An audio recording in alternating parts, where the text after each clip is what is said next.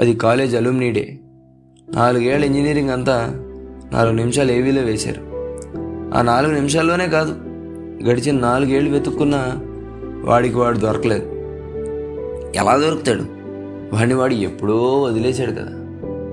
సప్లీలన్నీ last ఇయర్లో clear చేసిన లైఫ్లో నెక్స్ట్ స్టెప్ ఏంటి అన్న దాని మీద క్లారిటీ లేదు. జీవితం నాశనం అయిపోయింది అన్న ఫీలింగ్. కానీ ఏం చేస్తాడు? ఫ్రెండ్స్ వచ్చి హ్యాపీ డేస్ సాంగ్ వేయగానే ఒక స్మైల్ ఇచ్చేశాడు, గుండె నిండా కన్నీళ్లతో. పాపం అబ్బాయిలు కదా, చెప్పుకోలేరు. వర్షన్ 2.0. ఇంజనీరింగ్ చేసినంతకాలం ప్రాజెక్టుల పేరుతో, అసైన్మెంట్ల పేరుతో నాన్నని వేలకు వేలు డబ్బులు అడుగుతుంటే ఇబ్బంది అనిపించలేదు. కానీ బీటెక్ అయ్యాక జాబ్ ఇంటర్వ్యూలకు వెళ్ళేటప్పుడు బస్ ఛార్జీల కోసం 100 అడగాలన్నా చాలా బాధగా ఉంటుంది.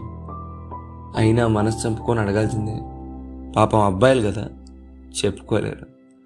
బీటెక్ చదివేటప్పుడు సెమ్ముకి 1,00,000 రూపాయలైనా నాన్న కడతాడులే అనుకునేవాడు జాబ్ కోసం అమీర్పేటలో కోర్సులు చేస్తున్నప్పుడు నెల ఖర్చులు ఒక 2,000 ఫోన్పే అడగాలన్నా నాన్న కొడతాడా అని ఆలోచిస్తాడు. పాపం అబ్బాయిలు కదా, చెప్పుకోలేరు. అప్పుడు అనిపిస్తుంది చదువుకొని ఉంటే బాగుండు అని.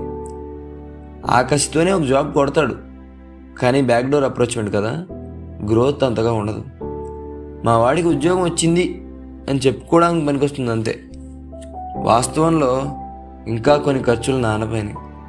అడిగిన ప్రతిసారి గొంతు తడారిపోతుంది. పాపం అబ్బాయిలు కదా, చెప్పుకోలేరు. ఒక 4 ఏళ్ళు పనిచేశాక, ఒక 2 రాళ్ళు వెనకేసాక, అమ్మా నాన్నకు వయసు అయ్యాక పెళ్లి చేసుకోమంటే ఇష్టం లేకపోయినా సరే అంటాడు. ఇష్టం లేని అమ్మాయి కాదు, పెళ్ళి కాదు, చేసుకున్నాక పోషించలేక తన్ని ఇబ్బంది పెట్టడం. పాపం అబ్బాయిలు కదా, చెప్పుకోలేరు. దేవుడి దయ వల్ల మంచి అమ్మాయినే పెళ్లి చేసుకున్నాడు. అత్తారిల్లు కదా, కొన్ని ఆశలు ఉంటాయి అమ్మాయికి కూడా. ముందు అర్థం చేసుకోకుండా అడిగినా తర్వాత అర్థం చేసుకొని ఆగిపోవడం చూసిన వీడు మళ్ళీ నవ్వాడు. అయితే ఈసారి కన్నీళ్ళు గుండెల్లో కాదు, కళ్ళల్లోనే తిరిగాయి. పాపం అబ్బాయిలు కదా, చెప్పుకోలేరు. పెళ్ళయింది, మరి పిల్లలు పుడతారుగా. ఇన్ఫ్యాక్ట్ ఆటోమేటిక్గా వీడికి పుట్టారు.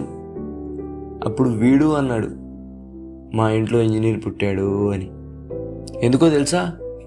వాడు కన్న కలల వైపు వాడిని పంపించి వాడు సక్సెస్ అయ్యేదాకా వాడిని సపోర్ట్ చేసే స్తోమత, సత్తువ, స్థాయి లేవు కాబట్టి. అప్పుడు వాళ్ళ నాన్న మనవడిని చూడటానికి వచ్చాడు. వీడు వెళ్ళి గట్టిగా హత్తుకున్నాడు వాళ్ళ నాన్న. పాపం అబ్బాయిలు కదా, చెప్పుకోలేరు.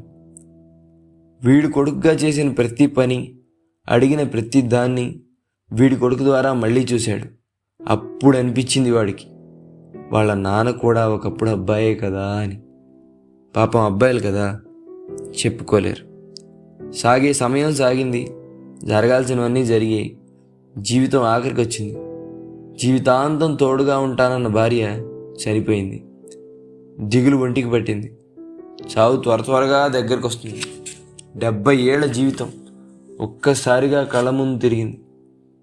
వీడు పుట్టుకలో ఫెయిల్, చదువులో ఫెయిల్, చదువు చెప్పిన గురువు దగ్గర ఫెయిల్, ప్రేమించిన అమ్మాయి దగ్గర ఫెయిల్, నాన్న అడిగింది చేయడంలో ఫెయిల్, కట్టుకున్న భార్యను చూసుకోవడంలో ఫెయిల్, కన్న కొడుకును కోరుకున్న దాంట్లో ప్రోత్సహించడంలో ఫెయిల్. ఇంకెందుకు వీడు అనుకున్నప్పుడు జీవితాంతం వాడు ఫెయిల్ అయినా మళ్ళీ ఫ్రెష్గా స్టార్ట్ చేశాడు. పడిన ప్రతిసారి లేచాడు. ముక్కు మూతి బాలేదన్నారు, అందమైన అమ్మాయి పెళ్ళంగా వచ్చింది.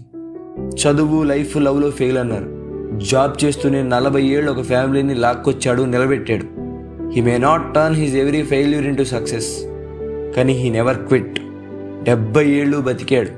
He faced every stage of his life in his own style. పాపం అబ్బాయిలు కదా, చెప్పుకోలేరు. చెబుదామన్నా ఇప్పుడు వాడికి లేడు.